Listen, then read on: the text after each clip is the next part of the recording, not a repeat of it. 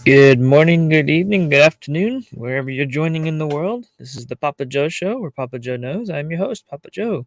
Thanks for joining. Let's see who we got here in the chat. We got Tom. Tom, thanks for always being here, man. You're fantastic. Everyone, just pop in the chat, and we'll try to do as much as we can to try to keep up and enjoy a conversation with everyone there. Be fantastic. So first things first, please help me grow my channel. Subscribe to it. If you don't want to get the notifications, cool. Don't have to worry about the bell, but if you do want to hear everything I come up with here, and as I try to do a show every single day, um, hit the bell and do notifications for that. Also share, liking the video. Liking it helps other people find these videos. Sharing it obviously does for your local circles, friends, family, things like that. Also,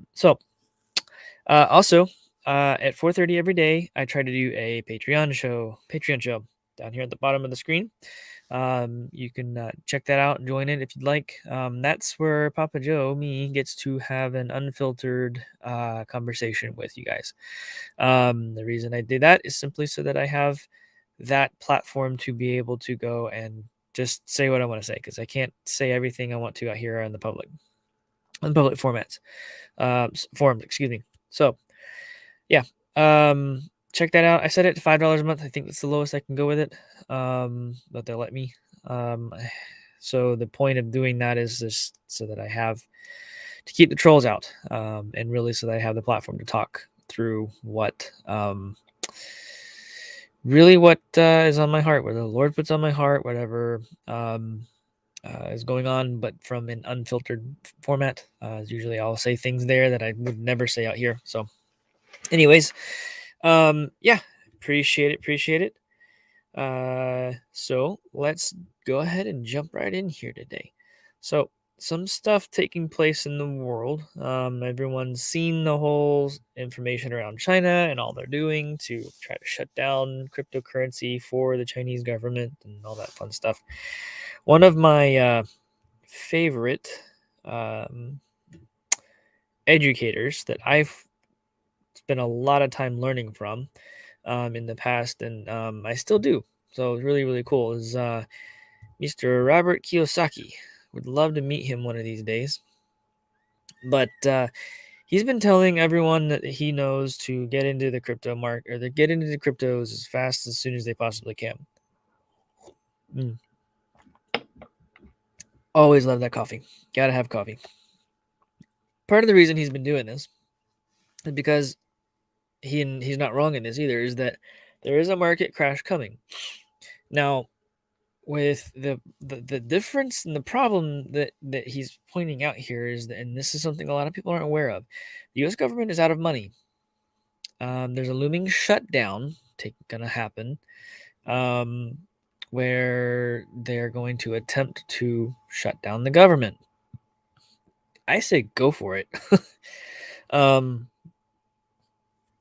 no, in reality, I mean, all they're trying to do and they're complaining about really is the fact that their debt ceiling is about to be reached, and they're not going to have enough money to continue doing what they're doing. So they've got the shutdown looming. The Democrats are blaming Republicans for that problem. Of course, they never want to take responsibility for their actions. Technically, the Republicans are just Democrats in disguise. They're wolves in sheep's clothing. We'll call them that. They're all at fault. They're just playing a game, trying to get things done. It's all a game. It's all a game to them. It's so stupid. Evergrande is China's largest property developer. They have 800 projects with 200 cities, out of money. And they're out of money. Do you understand kind of what he's talking about? Actually, it's right here. That's what I'm reading. Get gold, silver, Bitcoin, Ethereum before the biggest crash in history. Take care. Now, when this crash comes, Bitcoin and Ethereum are probably going to crash as well. But they're not going to crash because people like us are selling them. They're going to crash because the institutions are forced to liquidate everything because they have a fiduciary responsibility to their shareholders, right? So think about every fund, think about every government who holds it, et cetera, et cetera, et cetera. They're going to try and go back to cash, which is what they're used to doing, which is stupid because the dollar's dead. It does not have any value whatsoever. So it's interesting to me, and the reason it's interesting to me is because you have all of these different platforms that are starting to actually go through. Is it right here? Maybe it's this. Okay, yeah. All the exchanges are starting to drop the Chinese customers from their platforms. So this is interesting to me because China has done this in the past, and in my opinion, it's failed. They've tried and tried and tried and tried and tried. You're not allowed to use Bitcoin. You're not allowed to do this. You're not allowed to do that. You know what's interesting to me is that Evergrande or Evergrande, however you want to call it, they have all this debt. They have all these outstanding bonds and whatnot that they owed people money. Where have they been getting their liquidity from? You ever thought that it might be from the crypto market, from USDT maybe? It kind of makes you kind of wonder because when Evergrande Evergrande decide or is doing what they're doing, you've got the immediately following that you've got China banning cryptocurrency. Why would China ban cryptocurrency when China declares all cryptocurrency transactions illegal? China's central bank, by the way, this is not the government, it's their central bank that's announcing all transactions of cryptocurrencies are illegal, effectively banning digital tokens such as Bitcoin. When the Chinese government holds almost 200,000 Bitcoins. I don't know. You gotta wonder. Gotta wonder. Black One holds a lot too. You gotta wonder. Bitcoin and the U.S. government. MicroStrategy's down here. These are old numbers. MicroStrategies has definitely hit well above 100,000 so far. So when China bans something, there's a liquidity crisis. U.S. dollars, we got out of money here in the U.S. government. You've got exchanges removing Chinese users. You got over here the second largest Ethereum mining pool. This is a different discussion altogether. It suspends all operations because it was in China. Okay, shark pool. We'll go to that in a minute. But you've got Chinese government. Pretty sure Grayscale is the largest. Chinese government's got the pretty large amount of Bitcoin there. Now, why would they block that? And why would they hold that much Bitcoin? Well, they've been working on a Chinese digital currency. Okay, so is the U.S. The U.S. has been doing a U.S. digital currency. They've been working on it. I went over this a couple weeks ago, or last week maybe even, where the Federal Reserve is trying to decide whether they're going to do their own stable coin. Now, if the Chinese were going to do a digital yuan, let's call it that, and they were going to back it by Bitcoin, wouldn't it make sense if they held on to the Bitcoin and themselves and banned it for everybody else and required that everybody else use their currency they're going to do? Makes sense to me. So the interesting thing that Robert Kiyosaki, I think, in his general message here is that when it all goes down, you're not going to be able to obtain it. But if you're holding it before it goes down, and then every government around the world flips to using a digital version of whatever fiat currency they have, and it's backed by these underlying assets, you're going to be doing pretty well. Just a thought, something to think about. I don't think Robert's off very far from what he's doing.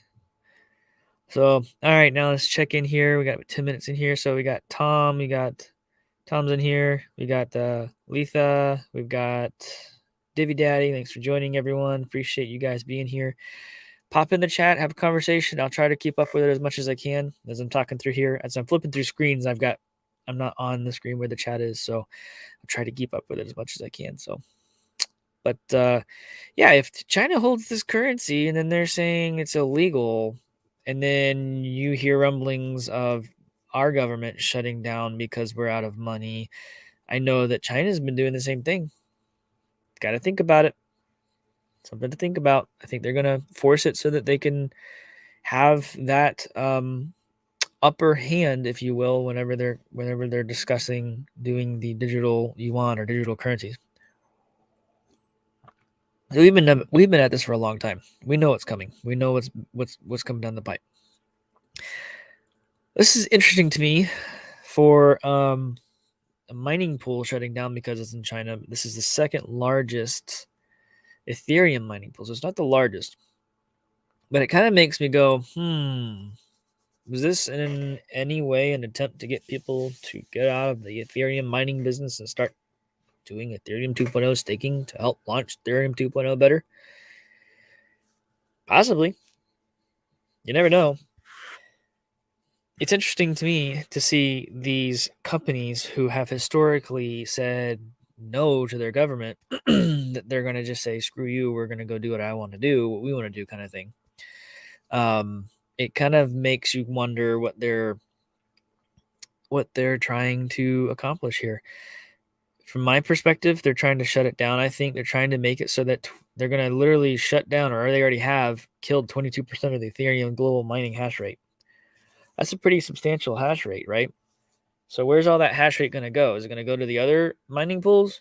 Probably, but it could also go to other ERC20 tokens. Well, I didn't even have to be ERC20 tokens. Most Ethereum mining is all going to be graphics card GPU mining, because graphics card have floating point calculations, whereas ASIC miners are literally point-to-point calculations. They're not even they're entirely different types of processing units.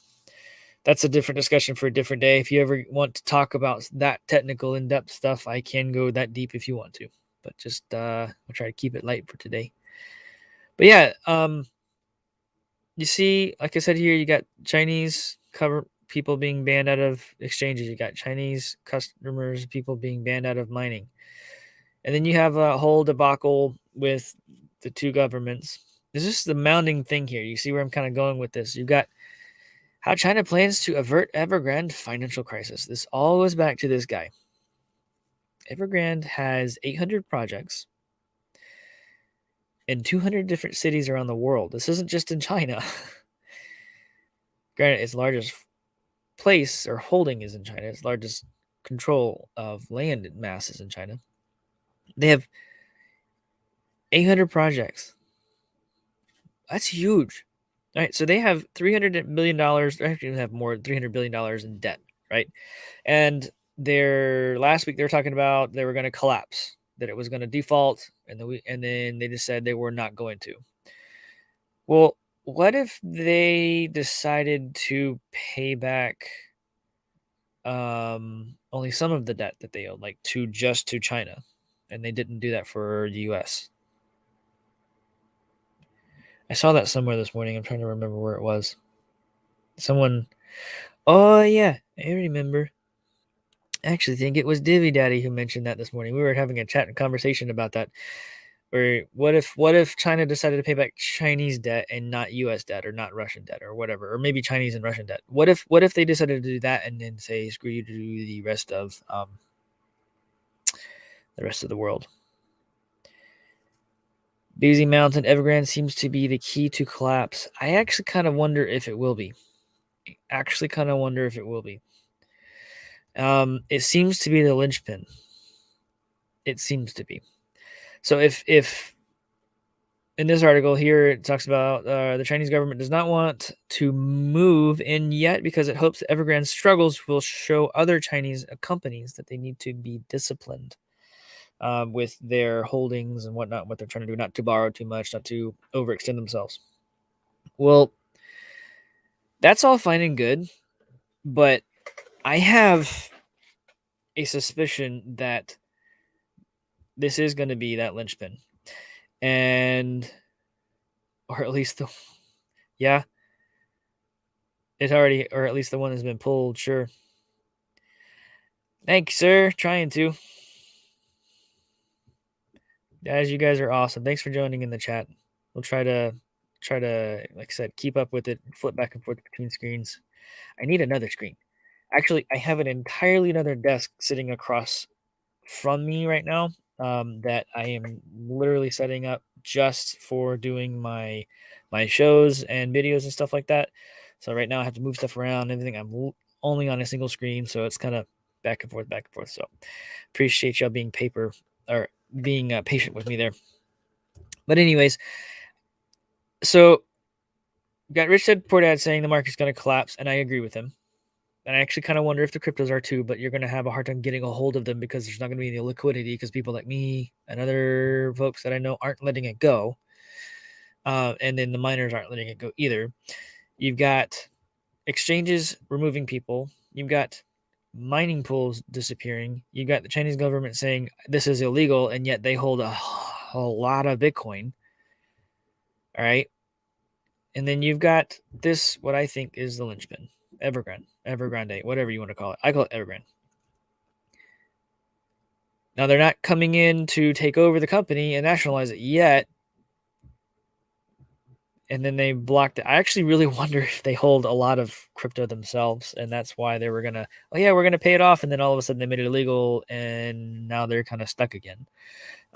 It really kind of makes me wonder. It really does. So, couple things to kind of keep out for this, keep an eye on this week, right? The infrastructure bill is back on the table. All right.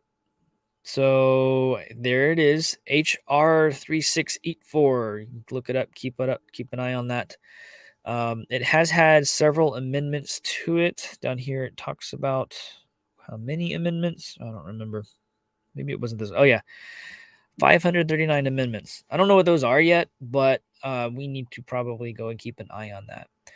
And I don't know if it's this infrastructure bill, if it's another bill where it talks through how they want to know from a U.S. standpoint. They want to know transactions in your bank accounts of $600 or more in or out of your bank account, because that wants to be reported back to the IRS. Now, blockchain technology can be considered infrastructure. But just because a digital currency uses blockchain technology doesn't mean it is infrastructure. See, the technology in and of itself provides a lot of capabilities to industry. It provides a lot of capabilities to to like supply chains, to like medical records, to it creates all kinds of automation, really, really amazing stuff. But in this infrastructure bill, they're wanting to track your driving, every mile you go, everywhere you go. They're wanting to track all kinds of stuff around your spending habits. They're going to track everything. To me, it needs to really, really, really not happen, right? I don't know. It's going to be a thorn in the side of local industry, but like I think it's not really going to be a big deal to the holders. I agree with this, but you got to realize, because once you're outside of the banking system, you're outside of the banking system. What are they going to do? I mean, seriously, think about it. What are they really going to do? I mean, how are they going to? I don't know. I'm not trying to give anyone ideas or anything. Everything I say on this channel is all educational, entertainment purposes only. So, last article here, I kind of cover for a second here. There's a lot of interest. If you go look at the charts, there's a lot of interest at the $40,000 range. And in this article, it talks about how it will not really sit at 40,000, and it may go below it, but realistically speaking, the upside in crypto is massive. I've mentioned it before. I know of $20 billion that is sitting in stable coins on the sidelines waiting for I don't know what. Maybe they're trying to trickle buy. Maybe they're trying to buy and snap up all those small little transactions at different prices. I don't know. It's very possible that they're doing that, but at the end of the day, you got to realize that this market's not going anywhere. It's not going in. I don't caveat here, if the entire market collapses, it could all actually go down. You can get it now, you can get it later, you can do both. Dollar cost average. Get in it both times. You need to understand, though, that crypto is still going to come on top. It's still going to win on top. There's a reason why our government holds 70,000 coins whenever that article was set up. There's a reason why China holds more than 100,000 coins. I mean, think about it. How are they going to sit there and say it's illegal when they hold it themselves? I mean, this is the way governments work. It is. It's the way banking works. I bet they're going to actually launch their digital currency. They're going to back it by Bitcoin, and then it's going to take off like a rocket. Something like that will happen. And it may not be the U.S. who does it first, but it could be the Chinese yuan.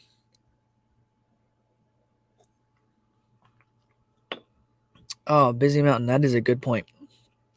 Chinese will go to centralized exchanges or DEXs to buy crypto. Banning crypto by CCP will force DEX purchases. Well, those of you who don't understand what a DEX is a decentralized exchange. Basically, it's if I'm going to sell my Bitcoin, I got to find a buyer who wants to buy that much Bitcoin at that price. The transaction takes places, boom, it's done. Exchanges are dinosaurs. Yes, Busy Mountain, they are. Traditional exchanges are centralized exchanges. They are not the way we need to go. Okay? They are trackable. They're honeypots. What a honeypot means in a technical term, in the technical security world, means that they are places for hackers to go and have a field day. So if you do a decentralized exchange, all it is point-to-point, person-to-person. It is a true freely traded market, we'll put it that way, because it says, hey, I have something for sale at this price. Who's willing to buy it? And someone says, okay, I'll buy it at that price, and I'll buy this much of it or all of it at that price. And the exchanges take place. You're done. They're not trackable because it's literally like you just traded goods, not necessarily goods and services, but you bartered effectively. It's like bartering. That's what it is. You're saying, I want this much for this. I want this much for this. I want this. I'll give you 10 pigs to, whatever. It's the same thing. You're just trading directly with an individual instead of using a third-party exchange to actually facilitate that trade. It's actually a fantastic idea. It's the best way that I've seen to actually come up with doing this. And I know that that's the future of how this is going to take place. I think it was Cliff High who talked about some of this in his reports, where the decentralized exchanges will really take off. They'll start to use the Lightning Network. This is why I think Litecoin will become the means of exchange, because these DEXs, if they're not already working with Litecoin to do these, they will start in the future doing that, right? So blockchain is incredible. Yes, person to person. Tom, you're straight up correct. Yeah. So Busy Mountain looking for crypto classified ads. That is, hey, it's kind of what it is. Anyways, everyone, so please share the video. Please subscribe. Help me grow the channel. Makes it so that this can be done in a more consistent basis with more content later, whatnot. Please join the Patreon. Just scrolling at the bottom of the screen here. The link is in the description of the channel. It's $5 a month. I set it up simply so that I could have a platform to be unfiltered, and not be concerned about what people are going to say or shut me down, if you will. So anyways, you guys, I should be live with that at 4:30 this afternoon. I try to be 4:30 every day, Eastern time, 4:30 Eastern, for my Patreon show. So if you I would love it if you joined it. I set it $5 so that I could keep the trolls out. Really, that's it. If I could just make it free, I would. But anyways, you guys have a blessed day, and I will talk to you this afternoon. Be blessed.